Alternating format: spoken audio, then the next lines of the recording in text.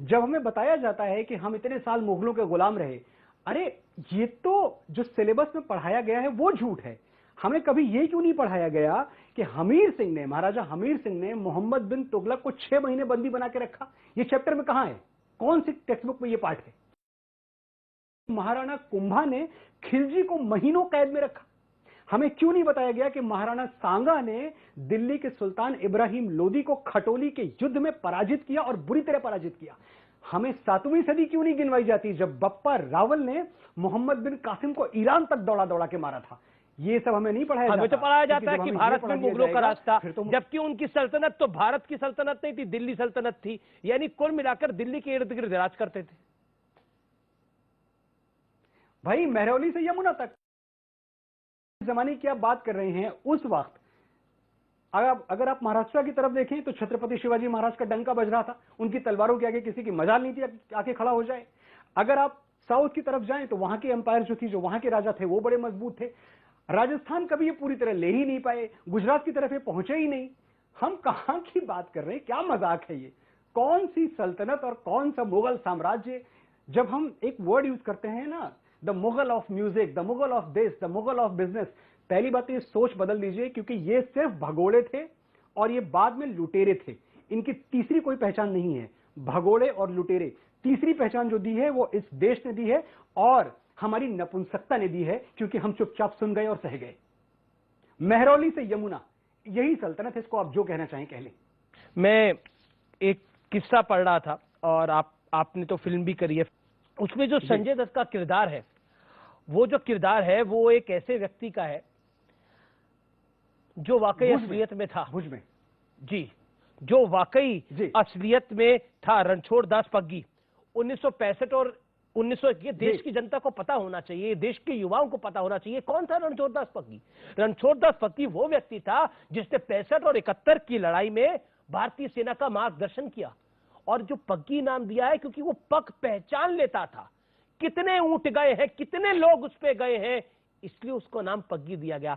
और उसके नाम पर बीएसएफ की एक पोस्ट भी है आज की तारीख में। उसका देहांत 112 साल की उम्र में, 112 साल की उम्र में 2013 में हुआ है। तो हमारे देश में रणछोड़ दास पग्गी को भी कोई जानता नहीं है। हालांकि एक फिल्म बनी है, उसके जरिए हो सकता है बहुत लोग उसको जाने, अब आने वाले दिनों के अंदर उनके बारे में पढ़े। तो ऐसा नहीं है मनोज भाई कि उस समय ऐसा था, आज तक ऐसा ही है कि हमारे देश के अंदर रणछोड़ दास पग्गी को भी पहचान दिलानी पड़ती है। मैं आपसे जानना चाहता हूं, क्योंकि आपके उसमें आपने एक सिपाही और बहुत ही खूबसूरत लिखा है, इतना खूबसूरत लिखा है कि जब मैंने वो पढ़ा तो मेरी आंखों में खुद आंसू आ गए। जब मैंने वो सुना तो वाकई मन में ज्वाला सी कूद उठी। मैं जरूर सुनाऊंगा, और उसके पहले मैं आपकी इस बात पे भी तस्दीक की मुहर लगा दूं कि ये सच है कि हम अपने झूठे हीरोज से, हमें कभी वक्त ही नहीं मिला कि हम सच्चे और असली हीरोज की तरफ जाएं। हमारे पास कहां टाइम था कि हम रणछोड़ दास पग्गी की तरफ देखें। क्यों? पग्गी हिंदुस्तान आए, उन्होंने रॉ ज्वाइन किया, लेकिन हमने कभी ये जानने की कोशिश की कि ये कितना बड़ा हीरोइक आदमी था कि सरहद पे, ये पाकिस्तान में रहा करते थे पहले पग्गी, इनका जो गांव था वो हिंदुस्तान पाकिस्तान बॉर्डर पे था जी। और जो पाकिस्तानी सिपाही थे, जो पाकिस्तानी फौजी थे, वो पग्गी, रणछोड़ दास पग्गी के गांव में आके जानवर ले जाते थे। भाई आज दावत है फौजी साहब की, तो सारे जानवर, गाय ले गए, बकरियां ले गए, जो मिला सब ले गए, क्योंकि वो काट के खाना है। जब ये रणछोड़ दास पग्गी ने इस पे एतराज किया तो ये फौजी आके पग्गी से कहते हैं कि तुम्हें भी देना पड़ेगा, ये फौज का हुक्म है पाकिस्तानी फौज का कि तुम्हें जानवर देने पड़ेंगे।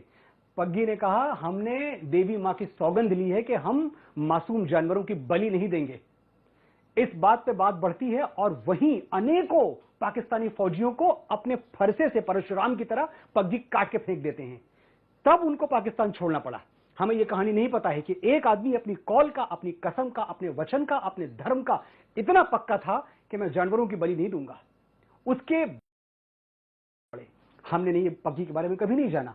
हमने रणछोड़ दास के बारे में ये जो एक उनका स्ट्रैटेजिक आर्ट था कि रेत पर पड़े हुए पैरों के निशान देख के वो ये तो जान ही लेते थे कि यहां से कितनी फौजें गई हैं, कितने ऊंट निकले हैं, लेकिन वो ये भी जान लेते थे कि ये जो ऊंट गुजरे हैं ये हिंदुस्तानी हैं कि पाकिस्तानी हैं। ये जो फौजें यहां से गुजरी हैं वो हिंदुस्तानी है कि पाकिस्तानी है, इतना तक पहचान लेते थे। ये उनका स्ट्रेटेजिक इंटेलिजेंस था। लेकिन यही बात आपने जो कही बिल्कुल सही है कि हमें तो खिलजियों से, गजनवियों से, अकबरों से, हुमायूं से, बाबर से वक्त कहां है कि हम पग्गी की तरफ जाएं। क्योंकि रणछोड़दास पग्गी की बात हो रही है तो एक बात मैं अपने व्यूअर्स को जरूर बताना चाहूंगा जो मैंने सुना पढ़ा। रणछोड़दास पग्गी जब 1971 में ईस्ट पाकिस्तान अलग हुआ तो सैम मानिक शाह ने बोला कि रणछोड़दास पग्गी को बुलाइए, उसके लिए बहुत बड़ी जिम्मेदारी निभाई है।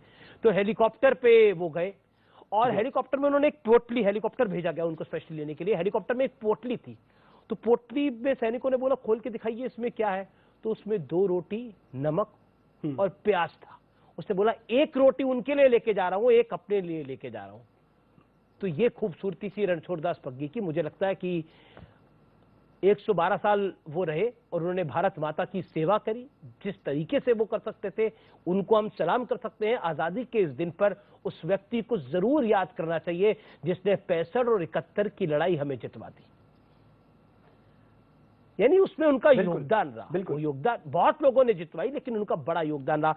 तो वो भी एक सैनिक ही थे हमारे देश के लिए, वो सिपाही थे हमारे देश के लिए। आज चाहे बीएसएफ हो, चाहे मुंबई पुलिस हो, चाहे दिल्ली पुलिस हो, चाहे कलकत्ता पुलिस हो, चाहे कोई भी देश की पुलिस हो, चाहे कोई भी देश की फोर्स हो, बीएसएफ हो, सीआरपीएफ हो, आर्मी हो, वायुसेना हो, नेवी हो, सिपाही जो आपने लिखा ना, मुझे लगता नहीं है कि इससे खूबसूरत कुछ लिखा जा सकता है। ये जो कविता है सिपाही, ये कविता दरअसल एक आखिरी चिट्ठी है। ये आखिरी चिट्ठी है एक सिपाही की जी। और एक सिपाही मैं कह रहा हूं, लेकिन सच ये है कि इस देश में जितने भी सिपाही शहीद होते हैं, अगर उनको मौका दिया जाए तो वो अपनी आखिरी चिट्ठी में यही लिखेंगे जो इस कविता में मैंने लिखा है कि सरहद पे गोली खा के जब टूट जाए मेरी सांस, मुझे भेज देना यारों मेरी बूढ़ी मां के पास। सरहद पे गोली खा के जब टूट जाए मेरी सांस, मुझे भेज देना यारों मेरी बूढ़ी मां के पास। बड़ा शौक था उसे मैं घोड़ी चढ़ूं, धमाधम ढोल बजे। तो ऐसा ही करना, मुझे घोड़ी पे लेके जाना, ढोलकें बजाना, पूरे गांव में घुमाना और मां से कहना बेटा दूल्हा बन के आया है, बहू नहीं ला पाया तो क्या, बारात तो लाया है। मेरे बाबूजी पुराने फौजी बड़े मनमौजी, कहते थे बच्चे तिरंगा लहरा के आना या तिरंगे में लिपट के आना। कह देना उनसे मैंने उनकी बात रख ली, दुश्मन को पीठ नहीं दिखाई, आखिरी गोली भी सीने पे खाई। मेरा छोटा भाई, उससे पूछना क्या मेरा वादा निभाएगा, मैं सरहदों से बोल के आया था एक बेटा जाएगा तो दूसरा आएगा। वाह। मेरी छोटी बहना, उससे कहना मुझे याद था उसका तोहफा, लेकिन अजीब इत्तेफाक हो गया, राखी से पहले ही भाई राख हो गया। वो कुएं के सामने वाला घर, 2 घड़ी के लिए वहां जरूर ठहरना, वहीं तो रहती है वो जिसके साथ जीने मरने का वादा किया था। उससे कहना कि भारत मां का साथ निभाने में उसका साथ छूट गया, एक वादे के लिए दूसरा वादा टूट गया। बस एक आखिरी गुजारिश, मेरी आखिरी ख्वाहिश, मेरी मौत का मातम ना करना, मैंने खुद ये शहादत चाही है, मैं जीता हूं मरने के लिए, मेरा नाम सिपाही है। ये जो बोल है वो इतने खूबसूरत हैं, इतने खूबसूरत हैं, शायद आंखें नम हो जाए। स्टूडियो में मैं हूं तो मेरे कैमरामैन की भी आंखें नम है और स्टूडियो के उस पार आंखें नम होंगी। आपने जो तेरी मिट्टी गाया, जो तेरी मिट्टी के बोल लिखे, मुझे लगता है कि वो भी एक सिपाही की कहानी है।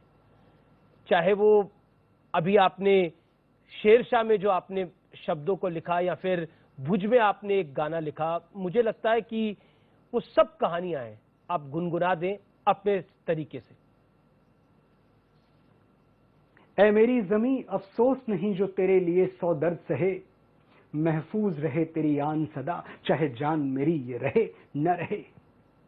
ऐ मेरी जमी महबूब मेरी नस नस में तेरा इश्क बहे, फीका न पड़े कभी रंग तेरा, जिस्मों से निकल के खून कहे। तेरी मिट्टी में मिल जावा, गुल बन के मैं खिल जावा, इतनी सी है दिल की आरज़ू, तेरी नदियों में बह जावा, तेरे खेतों में लहरावा, इतनी सी है दिल की आरज़ू।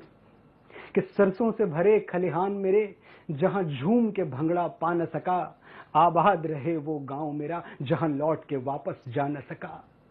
ओ वतना वे मेरे वतना वे, तेरा मेरा प्यार निराला था, कुर्बान हुआ तेरी असमत पे मैं कितना नसीबों वाला था।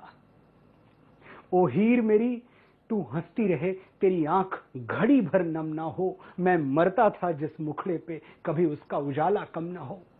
उसको वो माँ याद आती है जो कहती थी मेरा बेटा चांद जैसा है। ओ माई मेरी क्या फिक्र तुझे, क्यों आंख से दरिया बहता है, तू कहती थी तेरा चांद हूं मैं और चांद हमेशा रहता है। बहुत ही अच्छी पंक्तियां हैं ये और बहुत ही खूबसूरत पंक्तियां हैं। कितनी बार भी सुनो मनोज, कितनी बार भी सुनो इन सब चीज इन शब्दों को, ऐसा लगता है ये कम है, ये कम है। आपने न्यूज़ 18 को अपना वक्त दिया, आपका बहुत बहुत अभिनंदन इसके लिए, बहुत बहुत शुक्रिया, बहुत बहुत धन्यवाद आपका। उम्मीद करते हैं कि आप ऐसे ही काम करते रहेंगे, देश में अलग जगाते रहेंगे। और मनोज मुंतशिर, आज आपको लाने का एक कारण यह भी था कि आप उस पीढ़ी से आते हैं जिस पीढ़ी ने सच्चाई से बातों को बोलना सीख लिया है। इसलिए देश के युवाओं को आपसे बहुत कुछ सीखने को भी मिलता है कि एक सामान्य परिवार का लड़का गौरीगंज से निकला हुआ आज इस मुकाम तक पहुंचा है। क्योंकि ऐसा कहने वाले बहुत मिलते हैं कि हमें मौका नहीं मिला, लेकिन किसको मौका मिलता है मनोज? क्या आपको मौका खुद मिल गया या मेरे को मौका खुद मिल गया? मौके तो लेने पड़ते हैं। क्या नीरज चोपड़ा को, जिसने गोल्ड मेडल लिया है, उसको मौका खुद मिल गया? मौके तो लेने पड़ते हैं, आगे बढ़ना पड़ता है जीवन के अंदर, इसमें तो कोई दोराई नहीं है। हर कोई तो उन परिवारों में पैदा नहीं हो सकता जहां चांदी के चम्मच सोने की थाली होता है, ऐसा तो होता नहीं है। अक्सर हीरो वहीं से निकलते हैं जहां पर मिट्टी की खुशबू होती है। बिल्कुल अमीश, आपने बहुत सही बात कही। और मैं तो किसान का बेटा हूं, मैं खेतों मेड़ों पगडंडियों में पल के बड़ा हुआ हूं। मैंने लहू के कतरे मिट्टी में बोए हैं, खुशबू जहां भी है वो मेरी कर्जदार है। ऐ वक्त होगा एक दिन तेरा मेरा हिसाब, मेरी जीत जाने कब से तुझ पे उधार है। तो मैं ये मानता था कि अगर मैं इस मिट्टी को कुछ दे पाऊंगा, अगर इसमें अपना टैलेंट बो पाऊंगा, तो एक दिन कामयाबी की फसल जरूर होगी। कोई रोक नहीं सकता, ये साइंस है, इसे कोई झुठला नहीं सकता। तो जरा थोड़ी लोकल भाषा के अंदर यूपी के दर्शक आपके अपने गौरीगंज के आपको देख रहे हैं, अमेठी के, अमेठी से लोग जान लेते हैं, गौरीगंज इतना नहीं पता रहता लोगों को। अमेठी हाई प्रोफाइल ऐसा नहीं ना, सब गौरीगंज जाने थे, अमेठी जाने थे, अमेठी जाने थे सब। गौरीगंज और अमेठी में बहुत अंतर नहीं ना, अब तो एक क्या होएगा। तो हमें एक बात जरूर कहना चाहिए था, जितना जने हमका सुनाता है ये समय, कि भैया ये बात से न डरा कि अगर अपने घरे से निकल गया, अपन घर छोड़ दिया, तो घरे वाले इनका का हुए। हम जानी थे ये डर होता है, और हम तो अकेले लड़का रहे अपने माई बाप के, न भाई न बहन, लेकिन घर छोड़े न हम घर ये बड़े छोड़े कि हम रामचरितमानस पढ़े रहे। हमका पता रहने कि दशरथ के बेटवा भगवान राम जो वह अयोध्या छोड़े तो वह का रहे, युवराज राम, राजा राम बने वाला रहे, राजा राम बना नहीं रहे। लेकिन जब उनका वनवास मिला, 14 साल के वनवास काट के वापस लौटे, तो का बने, मर्यादा पुरुषोत्तम राम। तो यही करे कह तू का सबका, आपन घर छोड़ा, अपने कंफर्ट जोन से बाहर निकला, मेहनत करा, आवा, खून पसीना बहावा, और मर्यादा पुरुषोत्तम राम की तरह वापस अपने घर में जा, और तुझे लौटे पर दिवाली मनाई जाए, जश्न मनावा जाए, चारों तरफ दिया जलावा जाए, इतनी सफलता बटोर के जा, अपनी मिट्टी के नाम रोशन करा। यही करे का है, यही हम कीन और यह तू का करे का है।